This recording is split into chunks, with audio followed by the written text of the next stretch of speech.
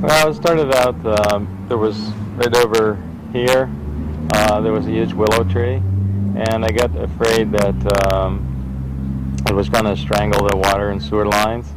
So Chris and I cut it down, and then we decided in the stump area to create a little herb garden. And this garden right in behind me was a result of that, and it's been, of course, modified through the years. It's evolved into a new type of garden now because after you get a lot of experience, then it's easy to experiment, and it's so fun to change the creativity, the pattern of the creativity around from time to time. And it's sort of now a sage garden. Pretty soon it'll have some of the ornamental sages in it that can't overwinter. They're over there by the base of the mountain. Some friends are nurturing them inside the house, and they'll be put back in the herb garden here pretty soon. They were taken out in the fall. One of them is called fruit-scented sage, and it smells like cantaloupes. You crush the leaves and you get this nice cantaloupe smell. And other sages in the sage garden. This one right here is Salvia variety Friesland, and it's an ornamental one. It gets an incredibly nice deep purple bloom to it, and after a while it'll be way up here, and maybe with the flowers will be up here, and they'll just be covered with these beautiful purple flowers. This one over here is purple sage. It's like the common sage, and it's culinary and it's hardy. Only it has purple foliage, and basically they have a pretty similar taste in the kitchen. I've been talking to you about color and form and shape and texture and that sort of thing, and this purple variety makes for a much more interesting display. We've stuck a variety of other herbs in here. This is the first year for one of these, and I'm not even sure how you can utilize this one in the kitchen yet, but certainly it's edible feast for the eyes. That's called a curry plant. And this gives you another different kind of green in the garden. And this is another sage. Another continuation of our theme of sage in the garden. This is called silver clary sage, and it's a biennial, and these leaves are so soft, and they get white fuzzies all over them. They're incredible to touch. At some point there'll be a flower stalk that comes out of the center and come way up here and put a flower on to mix in with whatever's happening at the time. And then we got a few different kinds of oregano, which definitely add a nice variety of color, because this one is an ornamental one, and it's a golden leafed creeping one. And this is its second season, and it's real happy it overwintered well, so it'll just spread all over this area. And then back in here, I just put in a variegated oregano. Has green leaves with the little gold blotchings on it. Now it was put in maybe a week before this really hot spell, so it's lost a little of its pizzazz right now, but it's stabilizing its root system, and later the leaves will revert to their nice showy colors, and then it'll grow and be happy. Up here's the common oregano, which is definitely a culinary one. And all these herb plants, not only are they neat because when you're pruning them and weeding around them, the essential oils are stirred up, and that's part of your life experience. Anytime you want, you can just take and nibble on them a little bit. It's a real nice oregano taste. And this one over here is a real delicate French herb called chervil. And it's one, some of these herbs, when you cook with them, you can't add them till the last minute because they lose their essential oils rather rapidly. Here's not exactly an herb, it's almost considered an herb in the herb world because it's so wonderful and it's mixed in with herb gardens universally, especially in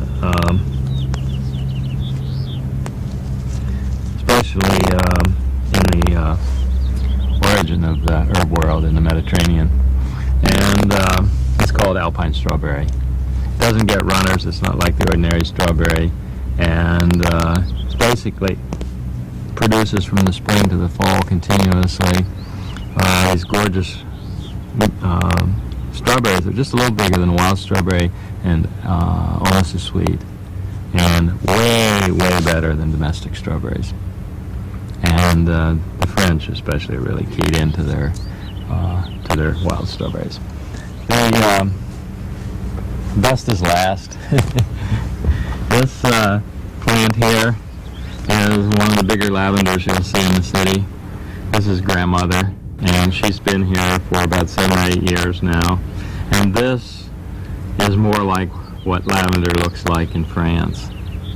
Because look at the size of this now.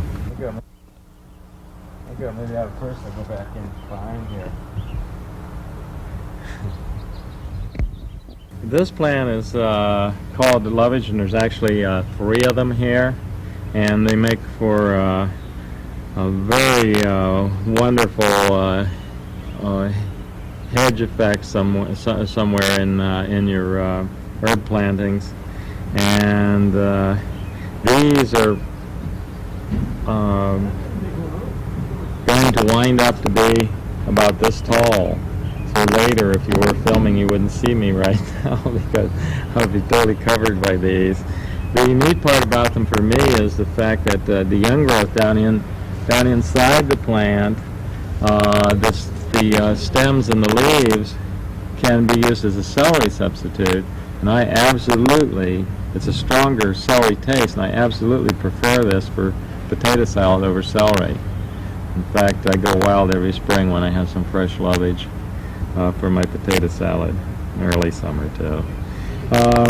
Now, in behind the lovage plants, down by my feet, are sweet cicely plants, and they're fern-like, and they need some shade, so they catch the sun we're catching right now in the morning, which is good for them, but they get a rest for a fair portion of the day because the sun's on the other side of the lovage.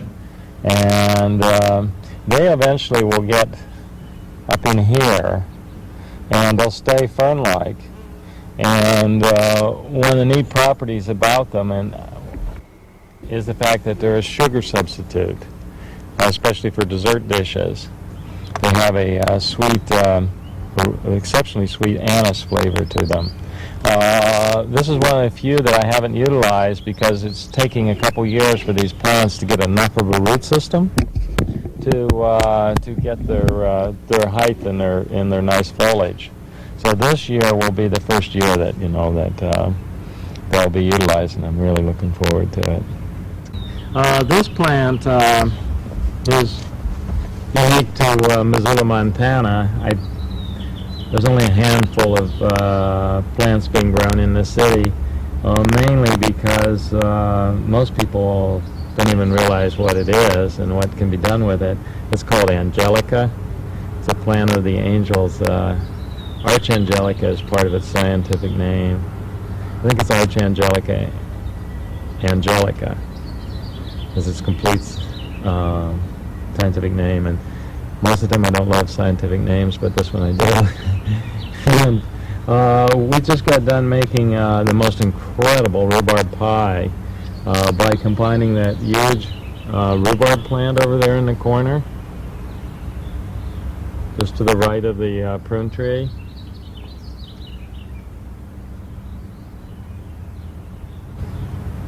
Sometimes timing is everything, because that is at its prime, And this young Angelica is in great shape. So what you do is you mix 3 parts of the rhubarb to 1 part of the Angelica, and it has a licorice-like taste, and it makes just one incredible rhubarb pie. And we also use the unrefined sugar, which you can buy at the Good Food Store, for the sweetener, which I think makes a terrific difference. If we used white sugar, it would still be okay, but this makes it much more than okay.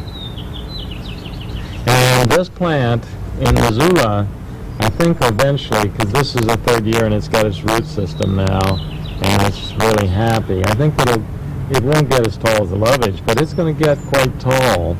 And I saw it back in Washington, D.C. at the National Herb Garden, and each leaf back there was this big. And it's an umbelliferae, just the same as the lovage. And when it goes to flower, it's incredible. It has this huge umbel of white flowers.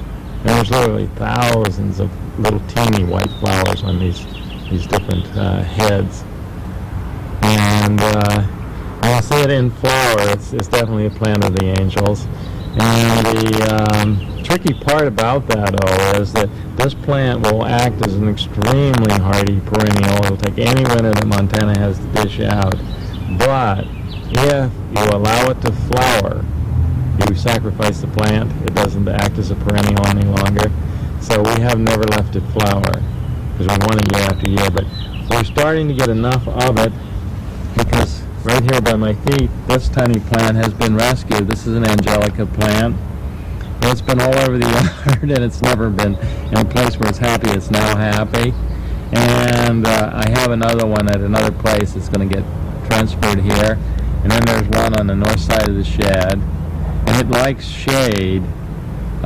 So I think that one will get less sun and more shade, and it'll be happiest. But these ones are going to be fairly happy because they get shaded once again by the lovage. So that's why on one side there's Sweet Cicely, and on the other side there's Angelica. And so I think we'll get enough of them, so we'll allow one to flower. We'll sacrifice one. Angelica also makes a wonderful liqueur. Have you ever made it? Oh, it's easy to make. You just mix the Angelica pieces with brandy. I have for most all the herbs in the yard, I have a write-up of how you grow them and how you harvest them and this sort of thing. And then I have recipes. So like the average person wouldn't have a clue as to what to do with Angelica. But like I have about 4 pages of Angelica recipes. But it doesn't matter, even the common ordinary ones. I have recipes, scads of recipes. And for a portion of them, I've either tried my herb cooking classes, or they've been tried with guests in the kitchen. And so over the last 3 or 4 years, I've eaten literally probably 100, 150 dishes with different fresh herbs, either in a single form or a combination. I wouldn't live any other way nowadays. Food's not food without some fresh herbs. But I think that I learned the most just by experimenting in the yard, and sometimes I would plant something and it wouldn't do so well, so I'd try another spot. But oftentimes the plants take care of themselves if you don't interfere with them very much. You don't get into manipulating and controlling life out here like we humans tend to do, because they send out seedlings. And all of a sudden you notice seedlings doing really well. And so they've finagled around and found where they're the happiest on the property. So then you learn that's where you put a particular herb. The herbs are experimenting. They'll put the seedlings out in different places, and some places they won't take too well, but they always seem to find a place that they're really happy. And In the walkway, there's 20 varieties of thyme and 9 varieties of lavender, and I think I told you that before, but it's a reflection of pride. Both of these are English thyme, and this is the world-famous thyme plant for the kitchen. I have found myself that I like the French thyme better. It's a sweeter tasting thyme, and so I'm going to start growing a lot of it. There's only one of those so far, and it's over in the herb garden. Okay, this one is mother of thyme, which can be used in the kitchen. It has a stronger taste than the English thyme. And then over on this side is another culinary one, and it's called lime thyme. It's turning out to be a outrageously nice decorative one and extremely hardy. And then in the middle there's a lavender, and lavenders are my favorites by far, and I'm pretty proud in the fact that this is a healthy pink flowering lavender.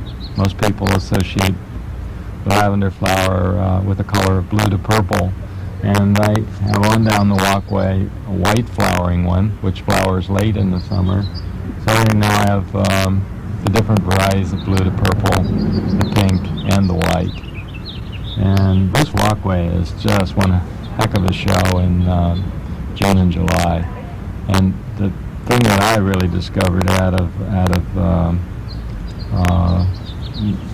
working with this walkway is there's an incredible variety of tiny insects and butterflies and moths once you give them a food source, and this is a cornucopia for them. A while ago I was talking to you about seedlings, and just this one little spot alone here has a mother of thyme seedling here, an English thyme, there's a dwarf columbine, here comes borage, here's a ground-hugging thyme plant in this section. I don't even know what those are yet, and delphiniums, ornamental sage, poppies. So we can't let these just grow. At some point we'll take them out and plot them or transplant them into another. We had a tendency to want a semi-wild backyard. Our front yard's a little more reformed, and the seedlings got overwhelming because we were leaving everything go to seed, and we were getting into the flowers but also the seed heads and the dried form of the plant. And at some point we didn't want to throw all these seedlings in the compost pile, and we started sharing with friends. We'd give them a plant or two, and it eventually led into like for instance right now there's about 250 seedlings from the spring's seedling crop, plants that overwintered and are real hardy, and they're sitting in their flats, and this Saturday they'll be part of the potting sale at the farmer's market.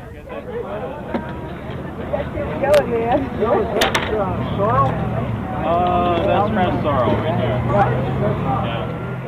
One of the things that really intrigues me is now it's not just a sense of flow of life and my intuitions and feelings about life, but and information in a book. I'm involved in recreating a mini ecosystem in this yard, and I get to watch it grow as I grow, and I absolutely, beyond any doubt, know that it's total folly that we need all these pesticides and herbicides, because this yard hasn't had those in it at all for about 7 years now, and there's an abundance of life, not only plant life, and it's thriving, and it continues to thrive. But now we've got birds and butterflies and all kinds of little insects and spiders and grasshoppers, and the the whole food chain thriving here together, and there's a fair balance. Things aren't out of control, and we're inundated all the time by billion-dollar industries indicating we have to have all kinds of consumer junk in order to maintain a yard, and it's a big lie. Yeah, there's a good look at our pesticide and herbicide substitute. And so many of the herbs in the yard are in the mint family. The basils and the mints themselves, what are categorized as mints. This germander is a mint. This lavender is a mint.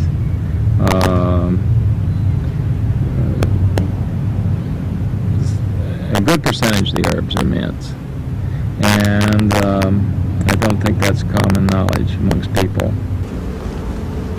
This is my total pride and joy here of the property.